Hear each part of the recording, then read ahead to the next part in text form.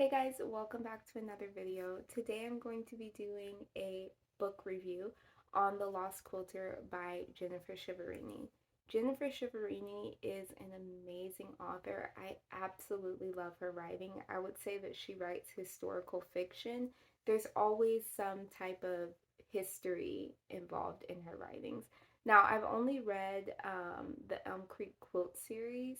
I haven't read her other books, which maybe I will read in the future, but yeah, I think her writing is fantastic. When with most of her books, I leave just feeling like hopeful, like I just feel like her books are really hopeful. They talk about serious things, but it's knit together with like family and love and these very like lighthearted things that just it makes it work. So yeah, she's definitely like one of my favorites to read. But anyway, I am doing a book review on The Lost Quilter because I feel like it deserves the spotlight. It was amazing. Before this, I had read The Winding Ways Quilt, and I didn't think that her writing was as good as her writing in all the other books, and there was just kind of something off about it. I found the title, The Winding Ways, like being used in the book too frequently. It was like a bit redundant.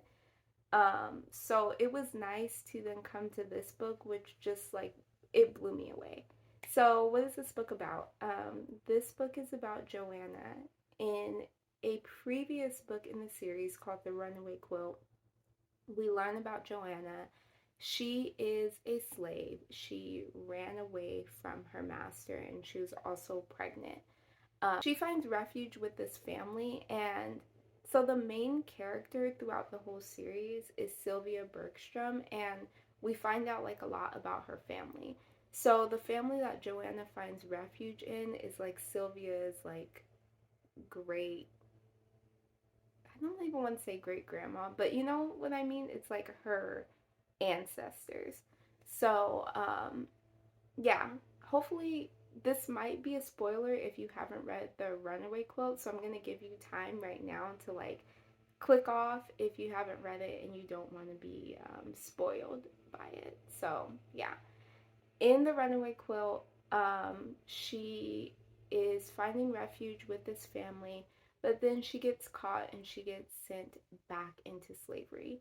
The Lost Quilter picks up from that place and it's showing what happened after she got sold like back into slavery essentially. Did she ever escape? What was it like for her? And so it was really interesting. The book starts off with the present day. So Sylvia is in her mansion, and the people that work for her, they find, because there's always like these hidden treasures on her estate that are like just rich with history. So they found like this old desk and there was something inside of it, but there was a lock. So they managed to open it and they find like all of these letters relating to Joanna. So then that leads her to go down this discovery of kind of figuring out like what actually happened to Joanna. Now, I can't remember which book it was, but I'm going to put it up on the screen. There was a book in this series that I really liked because Sylvia was basically trying to find like all of these quilts, I think from her mother. I really liked how it went like back and forth in time. So you have the present day where she's trying to like figure out where these quilts could have been, and then it does like a not really a flashback, but it goes back into the past and it shows you what her mom's life was like and like what inspired the quotes. And we don't know if Sylvia really knows all that information. She likely doesn't, but we, the readers, know, which I think is I just love that element.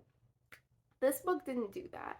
And at first I was kind of like, oh, I wanted to see Sylvia, Sarah, her husband Matt, and some of the other people that work in this, mansion. I wanted to see them kind of go on that journey for themselves, but by the end of the book, I kind of understood like why she didn't do that, and so I was fine with it.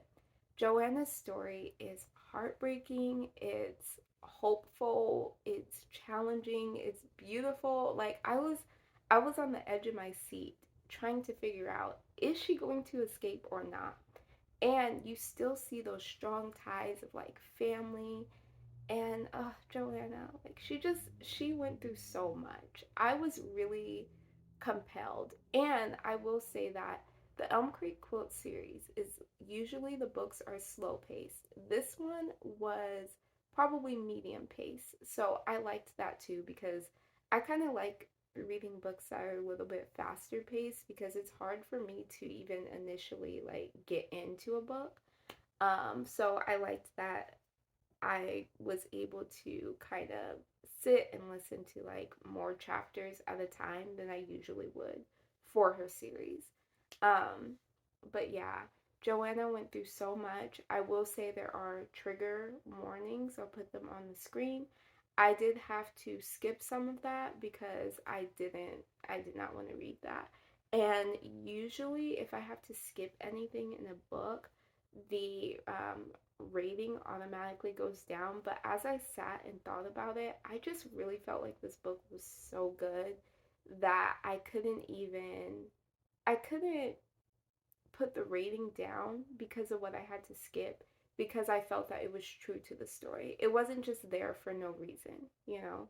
It is something that slaves went through constantly, and it's very unfortunate, but it's also very true. So I really felt like the book did a good job of, it was realistic, but at the same time I knew it was fiction, you know? Like it had elements of realism in it, but it also had, you know, elements of pure fiction, which I loved. And yeah, I just really appreciate that because when I was reading that, I didn't want to feel like I was reading a real story, you know? I actually wanted something lighthearted and cozy, which her books typically are. Um, but it didn't register to me that this particular book wasn't going to be that same way. But honestly, I'm like still glad that I read it. So if you can guess, I gave it 5 stars. I her books usually I give them 4 stars. So it's kind of a big deal, like 5 stars. The Runaway, did I call it the Runaway Quilt? I actually don't remember the name of it. The Runaway something. I'll put it on the screen. But that one would probably be 5 stars too. But when I read that book, I was not rating books at all, so I can't say.